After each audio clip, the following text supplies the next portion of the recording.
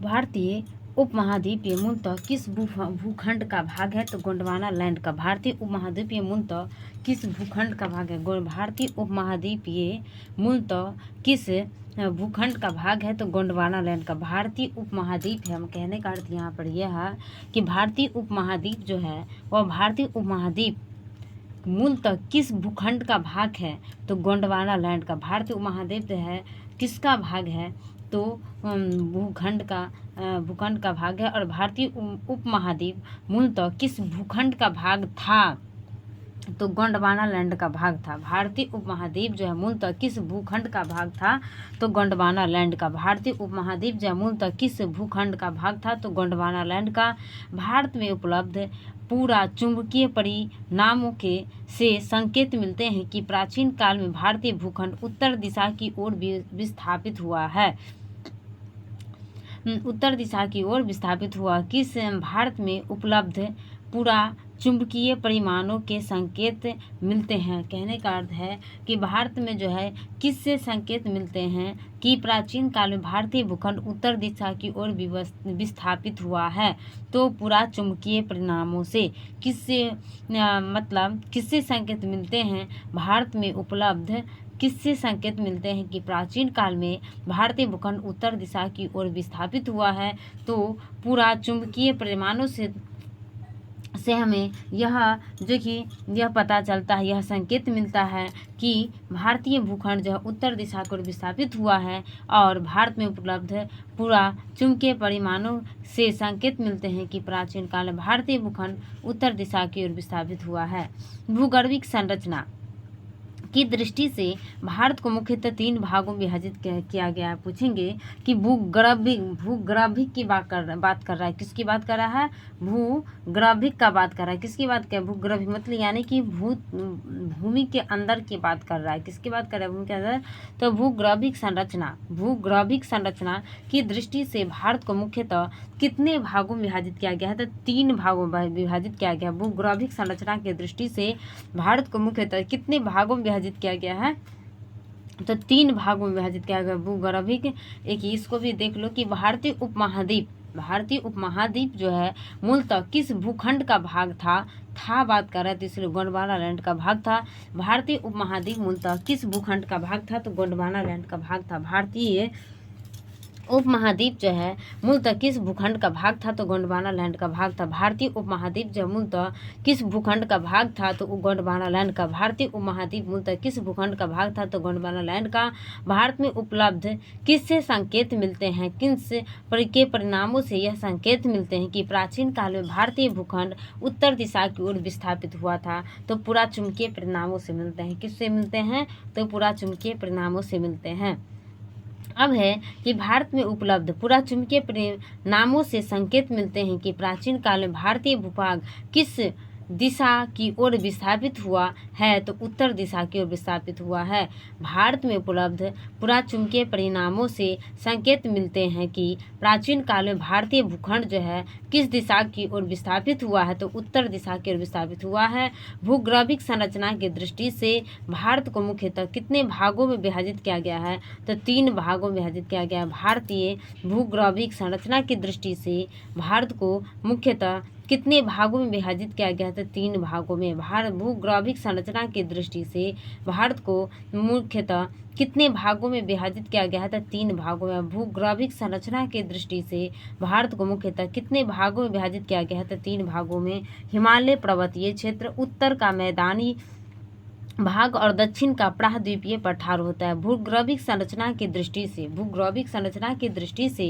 भारत को मुख्यतः कितने भागों में विभाजित किया गया है? तो 3 भागों में। किसकी दृष्टि से? तो भूगर्भिक संरचना की दृष्टि से। पूछेंगे कि किसकी दृष्टि से भारत को मुख्यतः 3 भागों में विभाजित किया गया है? तो भूगर्भिक संरचना की दृष्टि से। किसकी दृष्टि से भारत को मुख्यतः 3 भागों में विभाजित किया गया है? तो भूगर्भिक संरचना की दृष्टि से।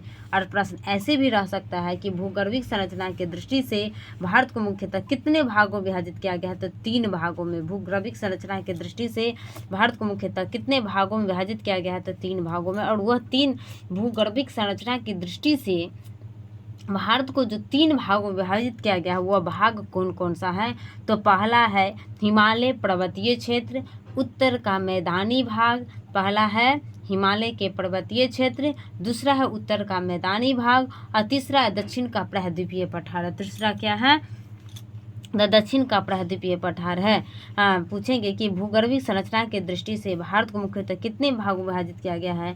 तो 3 भागों में। उसमें से पहला भाग है हिमालय पर्वतीय क्षेत्र, हिमालय पर्वतीय क्षेत्र, दूसरा है उत्तर का मैदानी भाग और तीसरा है दक्षिण का प्रायद्वीपीय पठार। पहला है हिमालय पर्वतीय क्षेत्र, दूसरा है उत्तर का मैदानी भाग और तीसरा दक्षिण का प्रायद्वीपीय पठार है। अब है कि हिमालय की समांतर संरचनात्मक भाग यानी कि बलयों की तीव्रता तथा निर्माण आयु के आधार पर, यहाँ आयु के आधार पर बताया गया है, बलयों की तीव्रता तथा निर्माण आयु के आधार पर बताया गया है कि ट्रांस हिमालय, तिब्बत का क्षेत्र, वृहद हिमालय, महान हिमालय, लघु हिमालय, मध्य हिमालय, बाह्य हिमालय। कहने का अर्थ यहाँ जो है कि हिमालय को जो है निर्माण मतलब आयु के आधार पर भी विभाजित किया गया है। हिमालय के कितने भाग के मतलब आयु के आधार पर विभाजित किया गया है और वो 4 भागों में विभाजित किया है। हिमालय को आयु के आधार पर कितने भागों में विभाजित किया गया है? तो 4 भागों में विभाजित किया गया है। और वो कौन कौन सा है? तो पहला है ट्रांस हिमालय, दूसरा है बृहद हिमालय, तीसरा है लघु हिमालय और चौथा है बाह्य हिमालय। अब है कि सभी 4 भागों में जो हिमालय को विभाजित किया गया है उस चारों हिमालय का अन्य अन्य नाम भी हैं जो कि हम दूसरे नामों से भी जानते हैं। उसमें ट्रांस हिमालय को हम तिब्बत का क्षेत्र भी कहते हैं। ट्रांस हिमालय को क्या कहते हैं?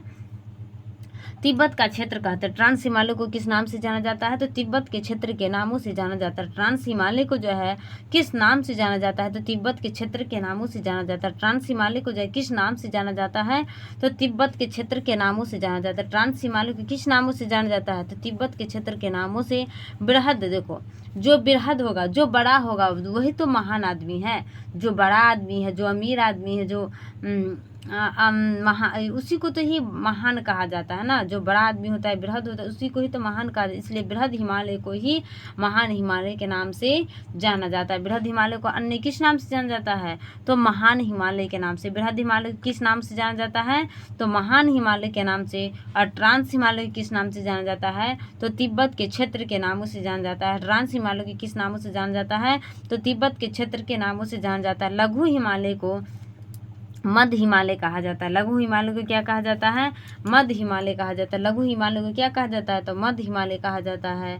और इसके बाद है बाह्य हिमालय। बाह्य हिमालय को जो कि उप हिमालय या शिवालिक हिमालय भी कहा जाता है। बाह्य हिमालय को देखो, बाह्य हिमालय क्या होता है? बाहरी भाग। अब बाहरी भाग क्या किसको कहते हैं? जो सबसे ऊपर होगा उसी भाग को नाम बाह्य भाग कहते हैं। इसलिए जो उप हिमालय भी कहा जाता है और शिवालिक हिमालय भी कहा जाता है। पूछेंगे कि हिमालय के समांतर संरचनात्मक भाग यानी कि हिमालय को जो है निर्माण आयु के आधार पर कितने भागों में विभाजित किया गया? तो हिमालय को निर्माण आयु के आधार पर 4 भागों में विभाजित किया गया। पहला ट्रांस हिमालय, दूसरा बृहद हिमालय, तीसरा लघु हिमालय और चौथा है बाह्य हिमालय।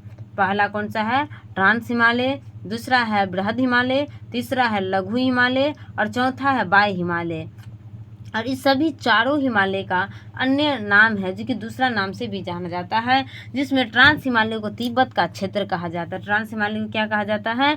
तिब्बत का क्षेत्र कहा जाता है। बृहद हिमालय को महान हिमालय कहा जाता है। बृहद हिमालय को महान हिमालय और लघु हिमालय को मध्य हिमालय कहा जाता है। और बाह्य हिमालय को जो कि उप हिमालय या तो शिवालिक हिमालय कहा जाता है। लघु हिमालय को जो कि उप हिमालय या तो शिवालिक हिमालय कहा जाता है। अब है हिमालय का निर्माण। अब है कि हिमालय का निर्माण समांतर वलय या श्रेणियों से हुआ है। इनमें से प्राचीनतम श्रेणी कौन सी है? तो बृहद हिमालय। कहने का अर्थ यहाँ यह है कि अभी हम क्या पढ़े हैं कि हिमालय का निर्माण या वलयों की तीव्रता से हुआ है या तो आयु के आधार पर हुआ है। हिमालय का जो निर्माण हुआ वलयों की तीव्रता तथा निर्माण आयु के आधार पर हुआ है। उसी को यहाँ पर पूछ रहा है कि हिमालय का जो निर्माण हुआ है समांतर वलय श्रेणियों से हुआ है। हिमालय का निर्माण किससे हुआ है? तो समांतरण वलय श्रेणियों से हुआ है। हिमालय का निर्माण किससे हुआ है? तो समांतरण वलय श्रेणियों से हुआ है। हिमालय का निर्माण किससे हुआ है? समांतरण वलय श्रेणियों से हुआ है। और इनमें से प्राचीनतम श्रेणी कौन सा है? तो बृहद हिमालय है। जो सबसे बड़ा होगा, जो सबसे पहले आया वही तो सबसे प्राचीन होगा। जो बाद में आया वो तो नया होगा, इसलिए जो सबसे बड़ा है और जो सबसे पहले आया वही प्राचीन होगा। इसलिए बृहद हिमालय प्राचीनतम। जब ये पूछे कि प्राचीनतम श्रेणी कौन सा है, तो प्राचीनतम कौन होगा, जो पहले आएगा वही प्राचीन होगा।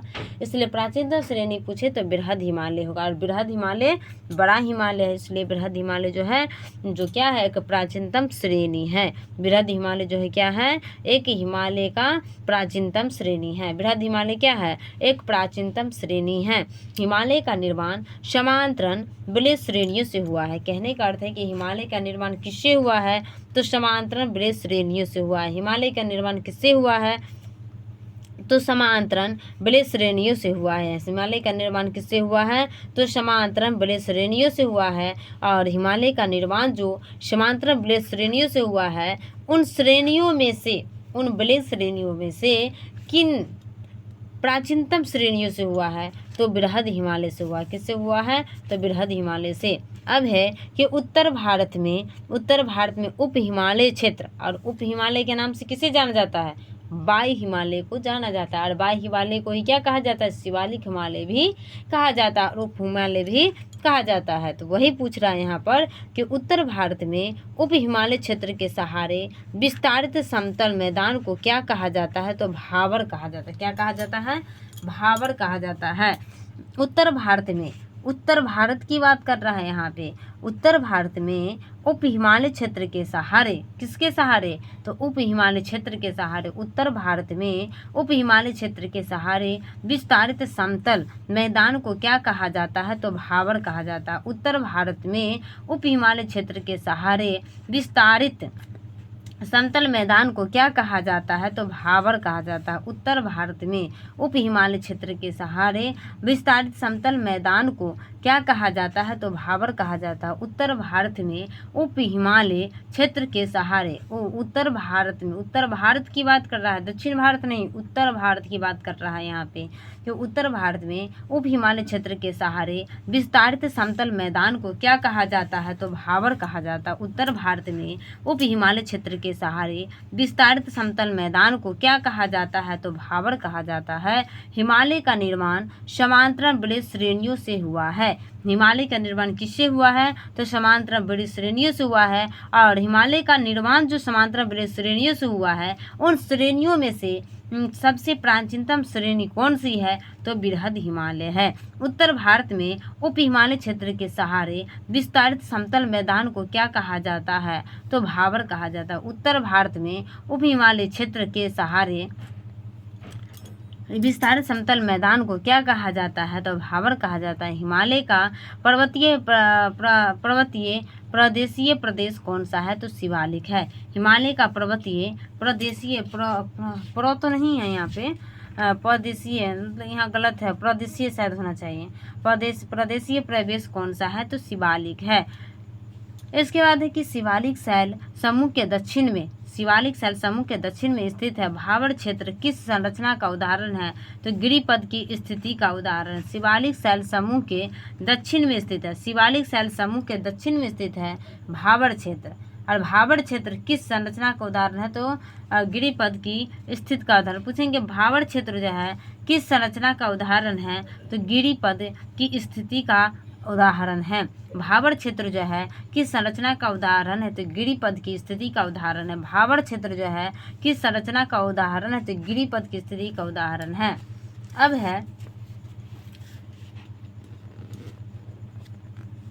है यहाँ कि शिवालिक श्रेणी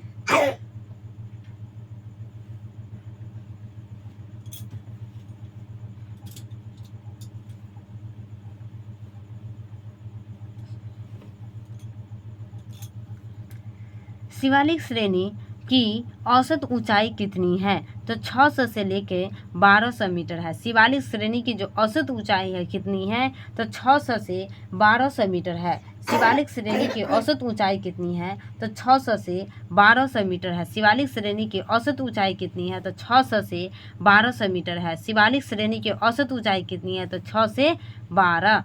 शिवाली जो है शिवानी वो कितनी साल की है, 6 साल की है। अब बच्चा कब तक रहेगी, 6 से 12 तक रहेगी। इसलिए शिवालिक श्रेणी की जो औसत ऊंचाई कितनी है, 600 से 1200 मीटर है, किलोमीटर नहीं, ध्यान रखें, किलोमीटर नहीं सिर्फ मीटर होगा। इसलिए शिवालिक श्रेणी की जो औसत ऊंचाई है कितनी है, तो 600 से 1200 मीटर है, मीटर। शिवालिक श्रेणी की औसत ऊंचाई कितनी है, 600 से 1200 मीटर है। अब है लघु हिमालय। लघु हिमालय किन श्रेणियों के मध्य में स्थित है, तो महान हिमालय और शिवालिक हिमालय के मध्य में स्थित है। मतलब लघु हिमालय, सही बात है, लघु हिमालय को ही तो मध्य हिमालय के नाम से जानते हैं। और मध्य हिमालय, मध्य का मतलब क्या होता है, बीच होता है, तभी तो उसका नाम मध्य हिमालय भी पड़ा है। इसलिए किस किस के बीच होगा, तो शिवालिक तो सबसे निम्न भाग है, अब बृहद हिमालय सबसे ऊपरी भाग है, तो इसके बीच में कौन सा हिमालय होगा, तो लघु ही हिमालय होगा, इसलिए लघु हिमालय होगा।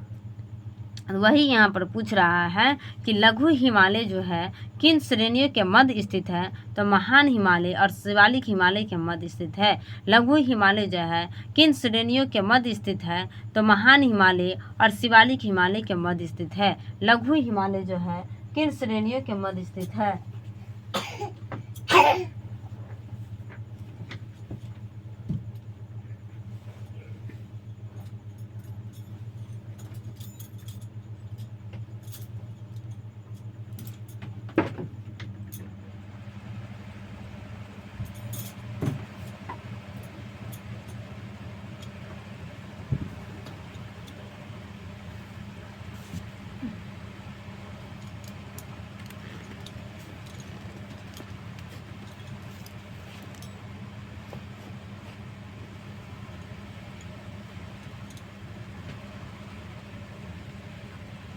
लघु हिमालय किन श्रेणियों के मध्य स्थित है, तो महान हिमालय और शिवालिक हिमालय के मध्य स्थित है। हिमालय की नवीनतम पर्वत श्रेणी कौन सी है, तो शिवालिक है, सही बात है। जो सबसे बाद में आएगा, जो सबसे नीचे है, तो नया तो होगा ही, इसलिए हिमालय की नवीनतम पर्वत श्रेणी कौन सी है, तो शिवालिक है। हिमालय की जो नवीनतम पर्वत श्रेणी है कौन सी है, तो शिवालिक है। हिमालय की प्राचीनतम पर्वत श्रेणी कौन सी है, तो बृहद हिमालय है। और नवीनतम जो है कौन सी है, तो लघु शिवालिक हिमालय, क्योंकि शिवालिक सब निम्न हिमालय है और सबसे बाद में भी आया, इसलिए हिमालय की, इसलिए यह नया भी है। नवीनतम पर्वत श्रेणी कौन सी है, तो शिवालिक है। नर्मदा एवं ताप्ती नदियों के मध्य कौन सी पर्वत श्रेणी स्थित है, तो सतपुड़ा श्रेणी है। नर्मदा को तपत लगेगा तो सत सत बोलेगी ही, इसलिए नर्मदा एवं ताप्ती नदियों के मध्य जो है कौन सी पर्वत श्रेणी स्थित है, तो सतपुड़ा पर्वत श्रेणी स्थित है। नर्मदा एवं ताप्ती नदियों के मध्य जो है कौन सी पर्वत श्रेणी स्थित है, तो सतपुड़ा पर्वत श्रेणी। नर्मदा एवं ताप्ती नदियों के मध्य जो है कौन सी पर्वत श्रेणी स्थित है, तो नर्मदा सतपुड़ा पर्वत श्रेणी स्थित है। नर्मदा एवं ताप्ती नदियों के बीच, किस किस के बीच, तो नर्मदा और ताप्ती नदी। नर्मदा को जो तपत लगेगा तो सत सत बोलेगा, इसलिए नर्मदा ताप्ती नदी के बीच जो कौन सी पर्वत श्रेणी स्थित है, तो सतपुड़ा पर्वत श्रेणी स्थित है। नर्मदा एवं ताप्ती नदियों के मध्य जो है कौन सी पर्वत श्रेणी स्थित है, तो सतपुड़ा पर्वत श्रेणी स्थित है।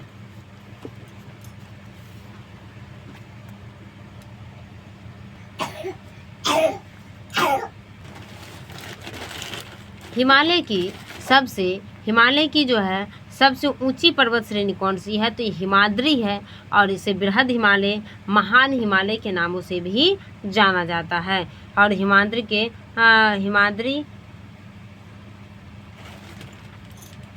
बृहद हिमालय को महान हिमालय, हिमाद्री, बृहद हिमालय के नामों से जाना जाता है।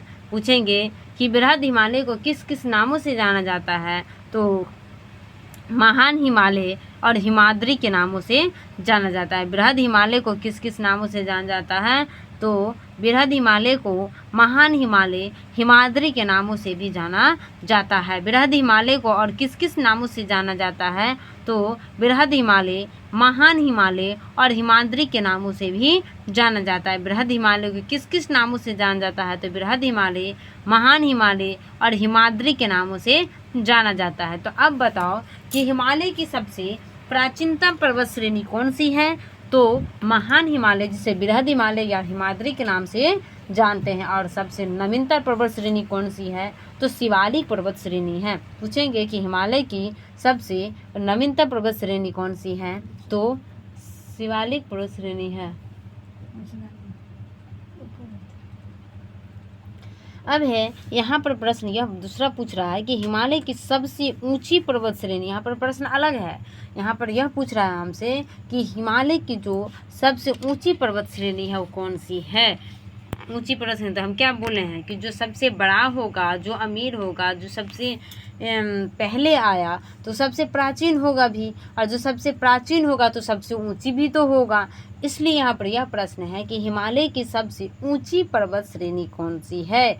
याद रखना है कि यहाँ हिमालय अगर फोकस रहे, इसके बाद हमें इस श्रेणियों पर चलना है, इसलिए हिमालय यहाँ पर है। और यहाँ पर प्रश्न ऐसे भी रह सकता है कि सबसे ऊंची पर्वत श्रेणी कौन सी है, हिमाद्री या बृहद हिमालय किसकी है, तो हिमालय की है। यहाँ भी जो खाली स्थान रह सकता था, इसको भी ध्यान रखना है कि हिमालय, तो हिमालय की जो है सबसे ऊंची पर्वत श्रेणी कौन सी है, तो हिमाद्री या तो बृहद हिमालय है। हिमालय की सबसे ऊंची पर्वत श्रेणी कौन सी है, तो हिमालय या तो बृहद हिमालय है।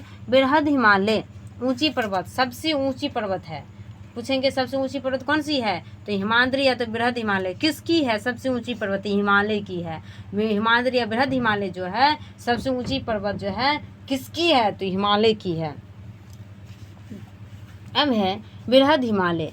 बृहद हिमालय की औसत ऊंचाई कितनी है, तो 6100 मीटर है। पीछे क्या पढ़े हैं कि शिवालिक हिमालय की जो ऊंचाई कितनी है, तो 600 से 1200 मीटर है। शिवालिक हिमालय की जो ऊंचाई है कितनी है, तो 600 से 1200 है। और ये बृहद हिमालय की औसत ऊंचाई कितनी मीटर है, कितनी है, तो 6100 मीटर है। बृहद हिमालय की जो औसत ऊंचाई कितनी है, तो 6100 मीटर है। बृहद हिमालय की जो है औसत ऊंचाई कितनी है, तो 6100 मीटर है। बृहद हिमालय की जो औसत ऊंचाई है वो कितनी है, तो 6100 मीटर है। बृहद हिमालय की औसत ऊंचाई कितनी है, तो 6100 मीटर है। बृहद हिमालय की औसत ऊंचाई कितनी है, 6100 मीटर है। अब है पीर पंजाल श्रेणी किस राज्य में अवस्थित है, तो जम्मू कश्मीर। देखो जम्मू कश्मीर जाओगी तो पीरा तो होगा ही, क्योंकि अभी भी देखो कि कितना कांड हुआ है। इसलिए पीर पंजाल श्रेणी किस राज्य में है, राज्य कहे तब ध्यान रखिए, यहाँ पर कुछ कुछ अंतर भी कर देता है। तो वैसे भी तो जम्मू कश्मीर राज्य है, लेकिन फिर भी थोड़ा सा याद रखें कि राज्य अगर अस्पष्ट रहे, राज्य कहे तो हम जम्मू कश्मीर मारेंगे, राज्य कहे तो क्या मारेंगे, जम्मू कश्मीर। राज्य कहे तो क्या मारेंगे, जम्मू कश्मीर। तो वही यहाँ पे है कि पीर पंजाल श्रेणी जो है किस राज्य में अवस्थित है, तो जम्मू कश्मीर में अवस्थित है। पीर पंजाल श्रेणी जो है किस राज्य में अवस्थित है, तो जम्मू कश्मीर में अवस्थित है। पीर पंजाल श्रेणी किस राज्य में अवस्थित है, तो जम्मू कश्मीर। पीर पंजाल श्रेणी किस राज्य में अवस्थित है, तो जम्मू कश्मीर में। इसके बाद यहाँ पे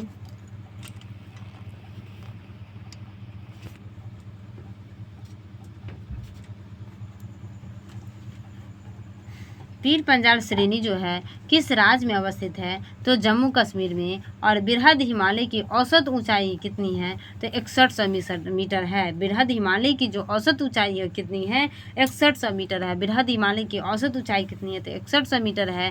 पीर पंजाल श्रेणी किस राज्य में अवस्थित है, तो जम्मू कश्मीर। पीर पंजाल श्रेणी किस राज्य में अवस्थित है, तो जम्मू कश्मीर में। पूर्वी हिमालय की तुलना में पश्चिमी हिमालय में ट्री लाइन की ऊंचाई कम है। पूछेंगे कि ऐसी कौन सी हिमालय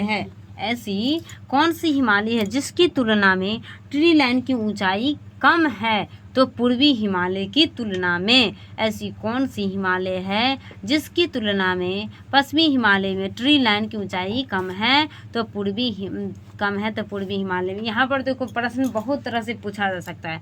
जैसे देखो कहीं कहीं पर पूर्वी हिमालय खाली रख देगा, कहीं पर पश्चिमी हिमालय, कहीं पर ट्री लाइन, कहीं पर कम में अंतर कर देगा। तो इस सारे पॉइंट को याद रखना है कि कहाँ पर चेंज ला भी सकता है। तो यहाँ पर यह जो सबसे पहले पूर्वी हिमालय पर आ सकता है, तो यहाँ पर यह याद रखें कि पूर्वी हिमालय की तुलना में पश्चिमी हिमालय में, किसकी तुलना में, तो पूर्वी हिमालय की तुलना में पश्चिमी हिमालय में। पूर्वी हिमालय की तुलना में पश्चिमी हिमालय में किसकी ऊंचाई कम है, तो ट्री लाइन की कम है। पूर्वी हिमालय की तुलना में पश्चिमी हिमालय की किसकी ऊंचाई कम है, तो ट्री लाइन के। अब प्रश्न ऐसे भी रह सकता है कि पूर्वी हिमालय की तुलना में पश्चिमी हिमालय में ट्री लाइन की ऊंचाई कम है या ज़्यादा, तो यहाँ पर यह याद रखें कि कम हो जाता है। क्या हो जाता है, कम हो जाता है। पूर्वी हिमालय की तुलना में पश्चिमी हिमालय में ट्री लाइन की ऊंचाई कम है। पूर्वी हिमालय की तुलना में पश्चिमी हिमालय की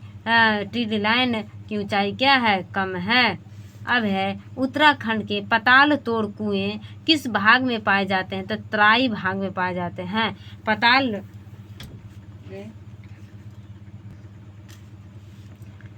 पूर्वी हिमालय की तुलना में पश्चिमी हिमालय में ट्री लाइन की ऊंचाई क्या है, तो कम है। पूर्वी हिमालय की तुलना में पश्चिमी हिमालय में ट्री लाइन की ऊंचाई क्या है, तो कम है। उत्तराखंड के पताल तोड़ कुएं किस भाग में पाए जाते हैं, तो तराई भाग में पाए जाते हैं। किस भाग में पाए जाते हैं, तो तराई भाग में पाए जाते हैं उत्तराखंड के। अब यहाँ पर यह प्रश्न है कि पताल तोड़ के कुएं कहाँ पे हैं, तो उत्तराखंड में है। पताल तोड़ के कुएं कहाँ पर हैं, उत्तराखंड में है। पताल का देखिए पता नहीं हर बात पूछेगा, कुछ भी पूछिएगा तो कहते पता नहीं, तो उसको क्या करेंगे, पकड़ के उतार खंडित उतार के खंडित कर देंगे, इसलिए खंडित उतार के करेंगे, इसलिए उत्तराखंड है। इसलिए पूछेंगे कि पताल तोड़ कुएं जो है कहाँ पाए जाते हैं या कहाँ है, तो उत्तराखंड में है। पताल तोड़ कुएं कहाँ पर है, तो उत्तराखंड में है। पताल तोड़ कुएं कहाँ पर हैं, तो उत्तराखंड में है। पताल तोड़ कुएं कहाँ पर हैं, तो उत्तराखंड में है। और उत्तराखंड के पताल तोड़ कुएं किस भाग में पाए जाते हैं, तो तराई भाग में पाए जाते हैं। उतार के खंडित करने का मतलब क्या हुआ, ततारना ही हुआ ना, इसलिए तराई भाग में है। कहाँ पर है, तराई भाग में है। उत्तराखंड के पताल तोड़ कुएं किस भाग में पाए जाते हैं, तो तराई भाग में पाए जाते हैं। उत्तराखंड के पताल तोड़ कुएं किस भाग में पाए जाते हैं, तो तराई भाग में पाए जाते हैं। अब अक्साई चीन किस क्षेत्र का भाग है, तो लद्दाख का। देखिए ज़्यादा तो लाइट देते तो अक्षावे कर दी ना, इसलिए अक्साई चीन जो है किस क्षेत्र का भाग है, तो लद्दाख का। अक्साई चीन जो है किस क्षेत्र का भाग है, पूछेंगे कि किस क्षेत्र का भाग है, किस क्षेत्र का भाग है, तो अक्साई चीन का। अक्साई चीन का भाग किस क्षेत्र का भाग है, तो लद्दाख का। पश्चिमी हिमालय प्रदेश के प्रमुख प्राकृतिक संसाधन क्या है, तो वन है।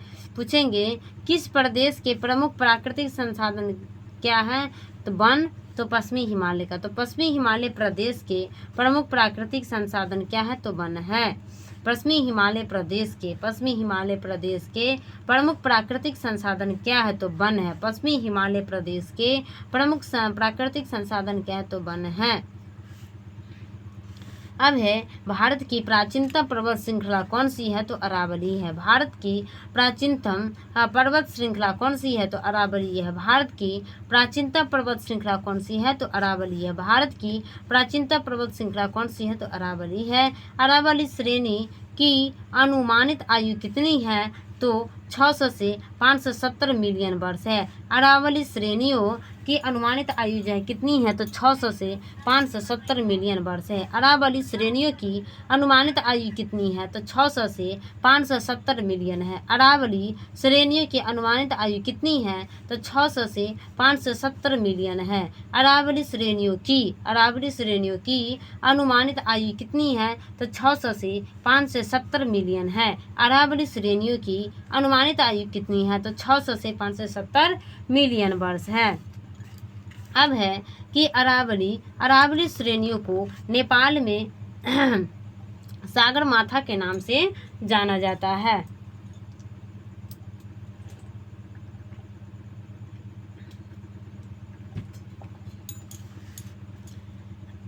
अरावली को नहीं, माउंट एवरेस्ट को नेपाल में सागरमाथा के नाम से जाना जाता है। अरावली किस प्रकार की पर्वत श्रेणी है, तो अवशिष्ट पर्वत। अ से अरावली, तो अ से अवशिष्ट। अ से अरावली, तो अ से अवशिष्ट। अरावली किस प्रकार के पर्वत है, अवशिष्ट पर्वत। दक्षिण भारत की सबसे ऊंची चोटी कौन सी है, अनाईमुदी, जो कि केरल में है। दक्षिण भारत की बात करेगा तब दक्षिण भारत की सबसे ऊंची चोटी कौन सी, अनाईमुडी है, जो कि केरल में है। अनाईमुडी की सबसे अधिक ऊंचाई कितनी है, तो 2695 मीटर है। अनाईमुडी की ऊंचाई कितनी है, 2695 मीटर। अनाईमुडी की ऊंचाई कितनी है, 2695 मीटर है। अनाईमुडी की ऊंचाई कितनी है, 2695 मीटर है। और दक्षिण भारत की सबसे ऊंची चोटी कौन सी है, तो अनाईमुडी, जो कि केरल में है। दक्षिण भारत की सबसे ऊंची चोटी कौन सी, अनाईमुडी है, जो कि केरल में है।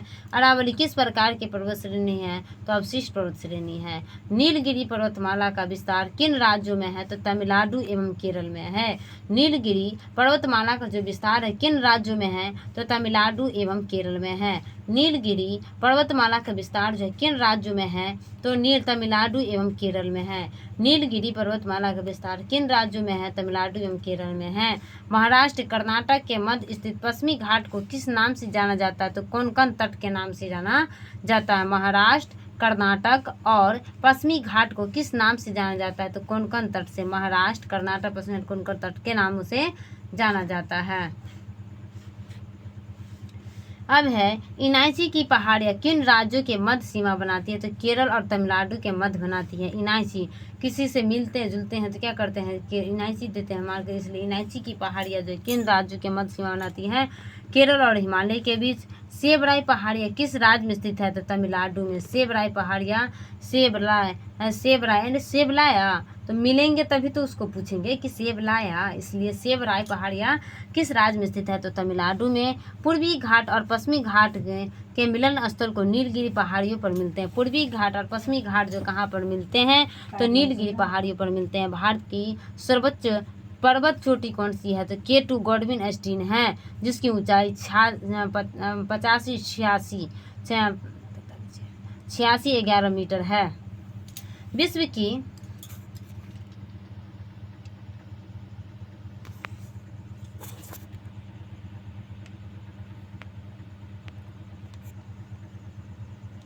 यहाँ है कि भारत की सर्वोच्च पर्वत चोटी कौन सी है, तो K2 गॉडविन एस्टीन है।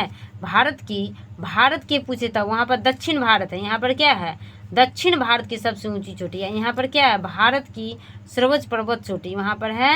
यहाँ पर क्या है, दक्षिण भारत की सबसे ऊंची चोटी, और यहाँ पर है पर्वत चोटी कौन सी है, तो ये K2 गॉडविन एस्टीन, जिसकी ऊंचाई कितनी है, 8611 मीटर है। विश्व की सर्वाधिक तीव्र ढाल वाली चोटी राकापोसी है, जो कि लद्दाख श्रेणी में स्थित है। विश्व की सर्वाधिक तीव्र ढाल वाली चोटी कौन सी है, तो राकापोसी है, जो कि लद्दाख श्रेणी में स्थित है। विश्व की सर्वाधिक तीव्र ढाल वाली चोटी राकापोसी है, जो कि लद्दाख श्रेणी में स्थित है।